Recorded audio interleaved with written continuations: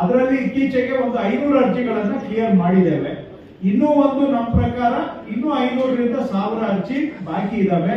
ಅವುಗಳನ್ನ ಆದಷ್ಟು ಗರಿಷ್ಠ ಇನ್ನ ಒಂದು 2 ತಿಂಗಳ ಒಳಗಡೆ ಬಾಕಿ ಇರುವ ಎಲ್ಲಾ 94C ಅರ್ಜಿಗಳನ್ನ ವಿಲೆ ಮಾಡುವಂತದನ್ನ ಮಾಡ್ತೇವೆ. ಇನ್ನು ಫಾರ್ಮ್ 53 ಮತ್ತು 57 ಬಾಕಿ ಇರುವಂತವು ಸುಮಾರು ಅರ್ಜಿಗಳು ಇವತ್ತು ಬಂದಿದ್ದಾವೆ. ಫಾರ್ಮ್ 53 ಅಲ್ಲಿ ಇರ್ತಕ್ಕಂಥ ಅವುಗಳು ಕೆಲವೆಲ್ಲ ಎಲಿಜಿಬಲ್ ಇದಾವೆ.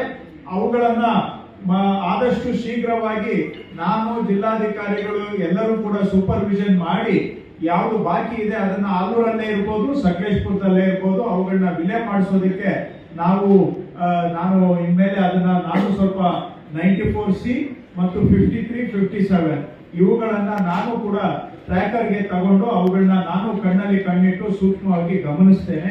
ಪ್ರೋಗ್ರೆಸ್ ಮಾಡಿ ಬಾಕಿ ಇರುವ ಅರ್ಜಿಗಳನ್ನ ವಿಲೆ ಮಾಡ್ತಕ್ಕಂಥದ್ದು. ಕೆಲವು 53 ಅಲ್ಲಿ ಎಲಿಜಿಬಲ್ ಇದಾವೆ, ಆದ್ರೆ 57 ಅಲ್ಲಿ ಇರುವಂತವು ಬಹುತೇಕ ಎಲಿಜಿಬಲ್ ಇಲ್ಲ ಅನ್ನುವಂಥದ್ದು ನನ್ನ ಮಾಹಿತಿ. ಯಾಕೆಂದ್ರೆ 57 ಕಾನೂನು ಮಾಡಿದಾಗ್ಲೇನೆ ಕೆಲವು ಜಮೀನು.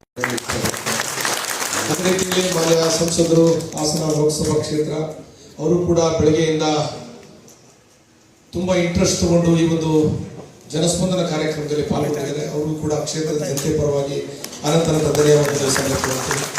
ಅದೇ ರೀತಿ ವೇದಿಕೆ ಮೇಲಿರ್ತಕ್ಕಂಥ ಎಲ್ಲ ಮುಖಂಡರಿಗೂ ಕೂಡ ಧನ್ಯವಾದ ಹೇಳ್ತೀನಿ. ಅದೇ ರೀತಿಯಲ್ಲಿ ಅಧಿಕಾರಿ ವರ್ಗದವರು ಕೂಡ ಬೆಳಗ್ಗೆಯಿಂದ ಪಾಪ ಊಟಕ್ಕೂ ಹೋಗಿದಾರಲ್ಲ ಗೊತ್ತಿಲ್ಲ, ಪಾಪ ನಿರಂತರವಾಗಿ ಕ್ಷೇತ್ರದ ಜನತೆಯ ಪರವಾಗಿ ಬೆಳಗ್ಗೆಯಿಂದ ಜನಸ್ಪಂದನ ಕಾರ್ಯಕ್ರಮದಲ್ಲಿ ಉಪಸ್ಥಿತರಿರ್ತಕ್ಕಂಥ ಮಾನ್ಯ ಜಿಲ್ಲಾಧಿಕಾರಿಗಳು ಅವರು ಕೂಡ ನನ್ನ ಕ್ಷೇತ್ರದ ಜನತೆ ಪರವಾಗಿ ತಮ್ಮೆಲ್ಲರಿಗೂ ಅನಂತ ಧನ್ಯವಾದನ ಹೇಳಿಕ್ಕೆ ಇಷ್ಟಪಡ್ತೇನೆ.